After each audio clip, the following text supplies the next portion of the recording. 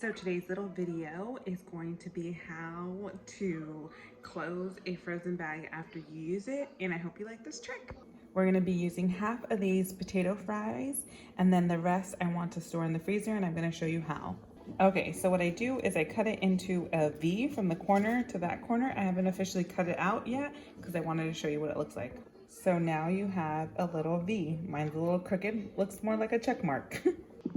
Okay, so now what I'm gonna do is I'm gonna grab the corners and then I'm gonna put a little knot in there and you pull. And you are set to store them back in the freezer. Hope you like this tip. If you do, like and subscribe. And in case you're wondering how we seasoned our potatoes, our french fries, we put drizzle avocado oil. We add everyday seasoning from Trader Joe's. And then Luke is gonna add the pink sea salt on top of it. And then we're gonna put them in the oven. Here's my little guy. Try to do it. I gotta help him now. Then follow the directions and you will have golden brown french fries and they are delicious.